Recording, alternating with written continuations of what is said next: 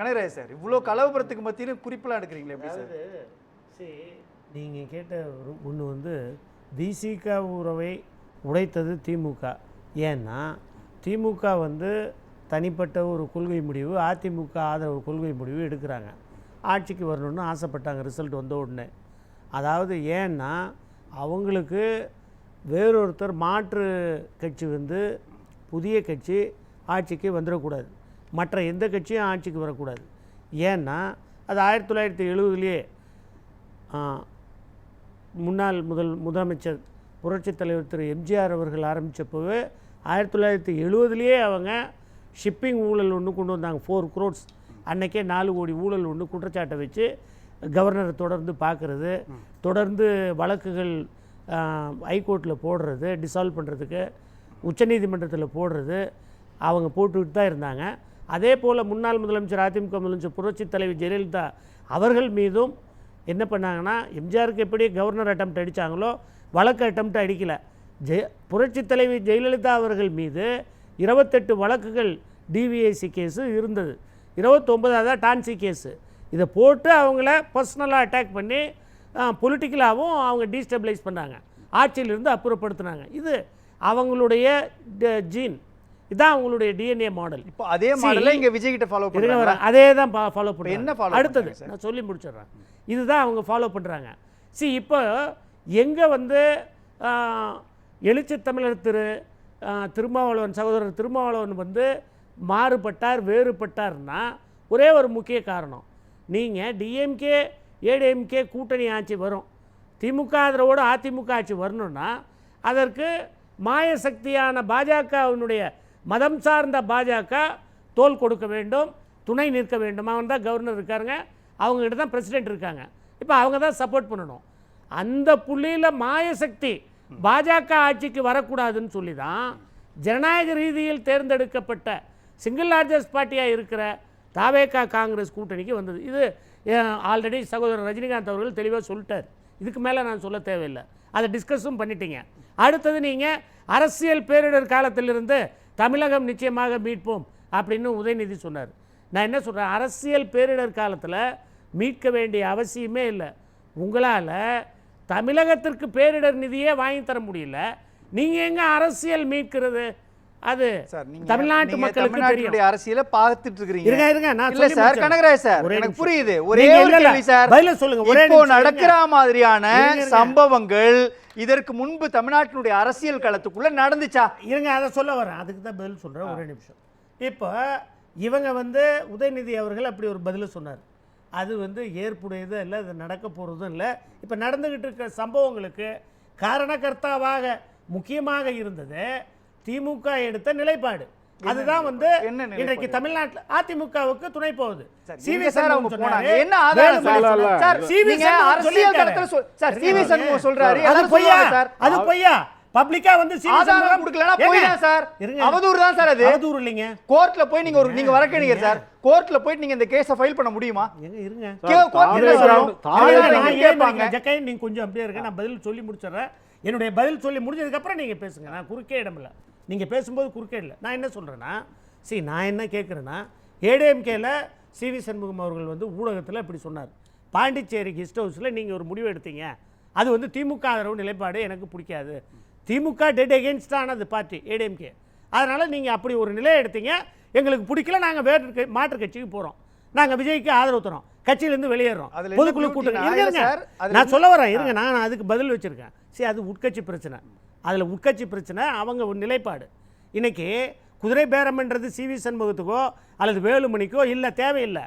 இன்னைக்கு அவங்க வந்து பணம் குதிரை பேரம் விலக்கிட்டாங்க. இருங்க வரேன் சார், நீங்க இருங்க மன்னிப்பு கடிதம் கொடுத்ததுக்கு அப்புறம் தானே சார் மாறுறாங்க சொல்றாங்க. அதுக்கு பதில் எனக்கு நீங்க புரியுது சார். திமுக அதிமுக கூட்டணின்ற நீ சொல்லக்கூடியது இருங்க சேஃப் ஜோனை உருவாக்கிட்டு நீங்க போறீங்க சார் உள்ள. இல்லைங்க அதெல்லாம் இல்லைங்க, இருங்க நான் சொல்றேங்க, சொல்லி முடிச்சிடறேன், நீங்க என்ன வேணா கேள்வி கேளுங்க.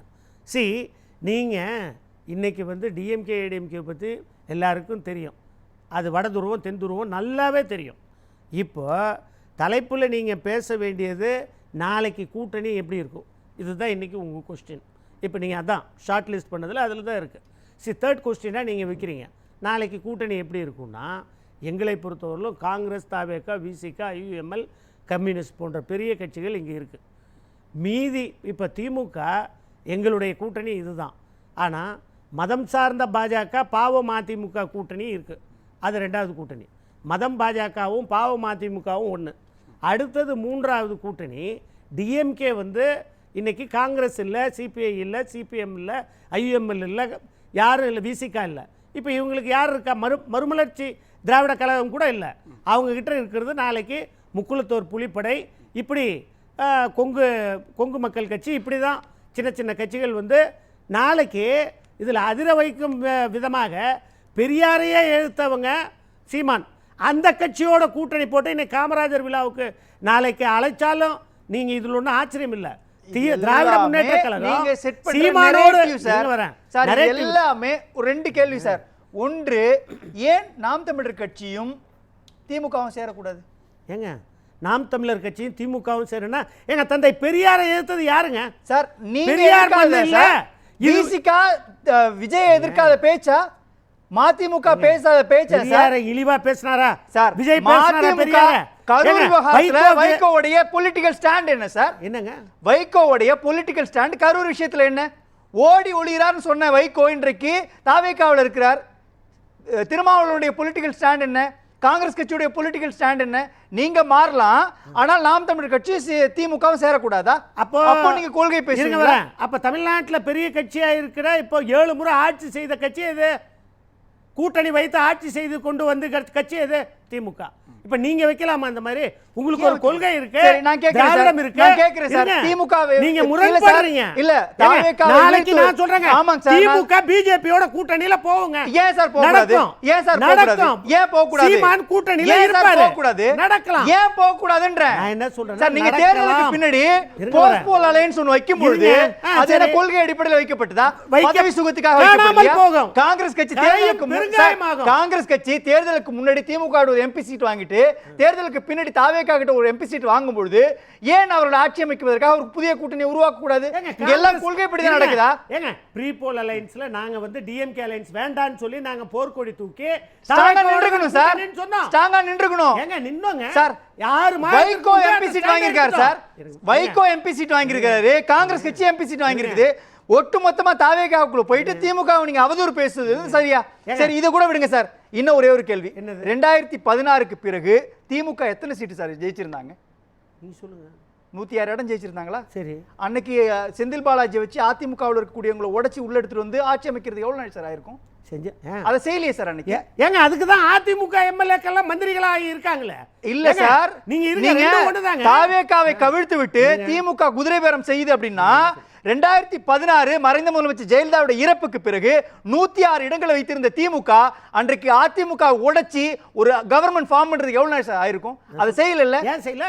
ஏன் செய்யல சார்? ஏன் செய்யலனா நான் அதுக்கு தான் காரணம் சொல்றேன். இப்போ அவங்களுக்கு வந்து என்ன, ஏற்கனவே வந்து அதிமுகலேருந்து நிறைய எம்எல்ஏஸ் இருக்காங்க. Maybe an indirect understanding. பிரச்சனை புரியுதுங்களா? indirect understanding. யாரோட நீங்க ஒரு நரேட்டிவ் செட் பண்றீங்க சார்? இல்ல சார், இன்னைக்கு தாவேகாவுடைய ஸ்டாண்ட் தான் சார் அன்னைக்கு திமுகவுடைய ஸ்டாண்ட். இன்னைக்கு தாவேகா 107 இடம் இருந்துச்சு, அன்னைக்கு 106 இடம் இருந்துச்சு.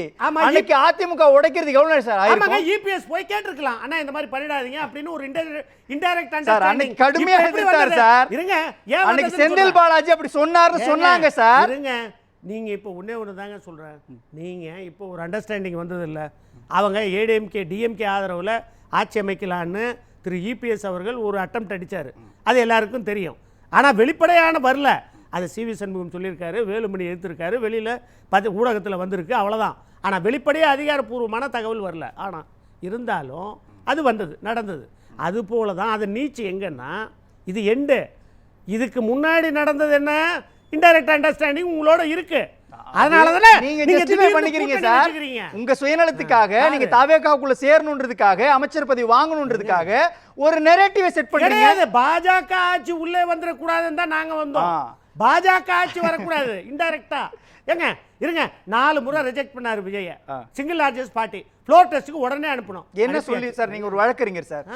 விஜய் தரப்புலையோ அல்லது தாவேகா தரப்புலையோ ஆளுநரிடம் கொடுக்கப்பட்ட கடிதத்துல என்ன இருந்துச்சு? ஏங்க ஆளுநர் கிட்ட கொடுத்த சார் அந்த கடிதத்துல என்ன சார் இருந்துச்சு? அவங்களோட டிமாண்ட் என்ன சார்? நாங்க அவங்களுடைய single largest டிமாண்ட் party. என்ன சார்? 10 தடவை கூட ஆளுநர் ரிஜெக்ட் பண்ணிருக்கலாம் சார். ஆளுநரிடம் தாவேகா சார்பாகவோ முதலமைச்சர் விஜய் சார்பாகவோ கொடுக்கப்பட்ட கடிதத்தில் இருந்த கருத்து என்ன? கருத்து என்ன? நான் சிங்கிள் லார்ஜஸ்ட் பார்ட்டி, எனக்கு காங்கிரஸ் சப்போர்ட் பண்ணுது, எனக்கு ஃப்ளோர் சிங்கிள் லார்ஜஸ்ட் பார்ட்டினா எத்தனை கவுண்ட் சார்? சிங்கிள் லார்ஜஸ்ட் பார்ட்டினா எத்தனை கவுண்ட்? ஏங்க மெஜாரிட்டி கவுண்ட் 108 அவங்களுக்கு இருக்கு. மெஜாரிட்டி பார்ட்டின்றதுக்கும் சிங்கிள் லார்ஜஸ்ட் பார்ட்டின்றதுக்கும் வித்தியாசம் இருக்கு சார். ஆமா. மெஜாரிட்டினா நான் 118 வச்சிருக்கேன் அப்படின்னு சொன்னா நீங்க 118 எடுத்துட்டு வாங்கன்னு சொல்றதானே அது ஆளுநர் அதான் செய்யணும் சார். ஏங்க அது சொல்ல கூடாது, அது உங்க வேலை இல்ல. சுப்ரீம் கோர்ட் என்ன சொல்லிருக்கு சார்? நாங்க அதிக இடங்களை ஜெயிச்சிருக்கிறோம், எங்களை ஆட்சி அமைப்பதற்கான உரிமை கொடுங்கன்னு கேக்குறதுக்கும் we are the single largest party or we are the majority ன்னு சொல்றதுக்கு வித்தியாசம் இருக்கு sir. See, I know that. See, I will answer you. You please allow me to complete. Rajini சொன்ன வார்த்தை திரும்பி சொல்லணும். Let me answer. Wait please. For a second. அதாவது supreme court decision என்ன சொல்லியிருக்குன்னா, சிங்கிள் லார்ஜஸ்ட் பார்ட்டி வந்து கேட்குறாங்கன்னா, it is the duty of the governor, he has to allow him to go for a floor test, call for a floor test. அதுதான், that is his duty. It is not that he can test on the in the Raj Bhavan. அப்படி சொல்லப்பட்டதா? தாவேகா சார்பாக அப்படி சொல்லப்பட்டதா? தாவேகா சார்பாக அப்படி சொல்லப்பட்டதா? we are the majority party ன்னு தான் சொன்னாங்க. நாங்க தான் பெரும்பான்மை பலம் பெற்ற கட்சின்னு சொன்னாங்க இல்லையா? இருங்க, அதிக பெரும்பான்மை பெற்ற கட்சி எதுங்க? யாருமே பெறலையே. இருங்க, நான் சொல்றது இருக்கிறதுல சிங்கிள் லார்ஜஸ்ட் பார்ட்டி யாருங்க? சார் அதிக எண்ணிக்கை வச்சிருக்கிறோம் யாரு? அதான் நாங்க பெரும்பான்மை கட்சின்னு சொல்றது வித்தியாசம் சார். ஃபர்ஸ்ட் ஆப்ஷன் யாருக்கு கொடுக்கணும்? இப்போ 108 வச்சிருக்கிறவங்களுக்கு கொடுக்கணுமா இல்ல 57 வச்சிருக்கிறவங்களுக்கு கொடுக்கணுமா? சார் அப்படி சொல்லலையே சார். நீங்க அதிக எண்ணிக்கை நாங்க வச்சிருக்கிறோம் இல்ல சார். அதிக எண்ணிக்கையில எம்எல்ஏக்கள் வச்சிருக்கிறோம். எங்களை ஆட்சி அமைக்க உரிமை கோருங்கன்னு சொல்றதுக்கு நீங்க ரீகன் சார் வார்த்தையில விளையாடுறீங்க சார். இல்ல கிளவரா பேசுறீங்க. அது கிடையாது. என்னன்னா இவங்க சார் 108 தேவை, 108 தேவையில்லை சார். 90 அதிகமா ஒரு கட்சி எடுத்திருந்தாலும் அவங்கள தான் கூப்பிடணும். ஆனா நம்ம கோரிக்கை என்ன சொல்லணும் சார்? அத கோரிக்கை என்ன சொல்லணும்? நீங்க தனிப்பெரும் கட்சின்னு சொல்லிருக்கீங்க. இருங்க. தனிப்பெரும் கட்சின்றதுக்கு என்னை பொறுத்தவரையில் மக்கள் கொடுத்திருக்கிற தீர்ப்பு என்னன்னா, இன்னைக்கு தாவேகா, காங்கிரஸ், இந்திய யூனியன் மற்றும் ஐயுஎம்எல், விசிகா அந்த கூட்டணி அதுதான் வந்து தமிழக மக்களின் மனசாட்சியான கூட்டணியாக இருக்கும். அதுக்கு தான் அவ்வளோ வாய்ப்பு கொடுத்துருக்காங்க. அடுத்தது திமுக அதிமுக கூட்டணி என்பது, அதாவது ஏடிஎம்கே பார்ட்டியை பொறுத்தவரையிலும் ஐஸ் போல் கரைஞ்சிட்ருக்கு. டிஎம்கே பார்ட்டி வந்து ரைஸ் கிரைண்டரில் போட்ட மாதிரி கரையத்தான் போகுது, அதுவும் கரையும். நாத்தாக்கா இப்போ அவங்களோட கூட்டணி வச்சு பாஜக அதிமுக கூட்டணி வச்சாங்கன்னா டிஎம்கேவும் நாளடைவில் காணாமல் போயிடும். அதையும் சொல்லிவிட்டு அடுத்தது ஒரு கேள்வி, முக்கிய பதில் சொல்லணும். அஞ்சலை அம்மாள் அவர்களுக்கும் திராவிடத்துக்கும் என்ன சம்பந்தம்னு கேட்டிங்க. விமன் எம்பவர்மெண்ட், அவங்க ஒரு விடுதலை போராட்ட வீரர், குட் இண்டியா மூமெண்ட்டில் கலந்துக்கிட்டவங்க, உப்பு சத்தியாகிரக போராட்டத்தில் மகாத்மா காந்தியோடு கலந்துக்கிட்டவங்க. அதனால் விமன் எம்பவர்மெண்ட், அதாவது பெண்ணுரிமைக்காக பாடுபட்டு பெண்ணுரிமையை நிலைநாட்டியவர், அதில் திராவிடம் இருக்குது. அடுத்தது டாக்டர் அம்பேத்கர் அவர்களுக்கும் திராவிடமும் எங்கே இருக்குன்னா, மதம் சார்ந்தது பிஜேபி, அந்த மதத்தை எதிர்த்தது டாக்டர் அம்பேத்கர். ஆகவே அவருக்கு திராவிடம் அங்கே இருக்காங்க. அதாவது பாதிக்கப்பட்ட மக்களுக்கு இன்றைக்கு தந்தையாக இருந்தவர் டாக்டர் அம்பேத்கர். ஆகவே திராவிடம் அவரிடமும் இருக்கின்றது. அவங்கெல்லாம் திராவிட தலைவர்கள் தான். அடுத்தது இறுதி கருத்து ஒன்று சொல்லி முடிச்சுக்கிறேன். தமிழ்நாட்டை பொறுத்தவரையிலும் வருகின்ற தேர்தலில் புதிய கூட்டணிகள் இனிமேல் தாவேகா, காங்கிரஸ், விசிகா அல்லாத டிஎம்கே ஏடிஎம்கே கூட்டணியை யாரும் விரும்ப போகிறதில்ல. 2 கட்சியும் மக்கள் வெறுக்க ஆரம்பிச்சிட்டாங்க. இவங்களுக்கு ஒரு 7 வருஷம் 7 முறை ஆட்சி, அவங்களுக்கு ஒரு 6 முறை ஆட்சி கொடுத்து முடிச்சாச்சு. அவங்க இப்போது ஊழலில் அவங்க தான் தலைச்சி நிற்கிறாங்க. தமிழ்நாட்டை இன்றைக்கி நல்ல பாதையில் கொண்டு போகல. அதனால் மக்கள் வந்து திமுகவையும் அதிமுகவையும் ஜென்சி இளைஞர்கள் கண்டிப்பாக ஒதுக்குவார்கள், ஒதுக்கப்படுவார்கள். நன்றி.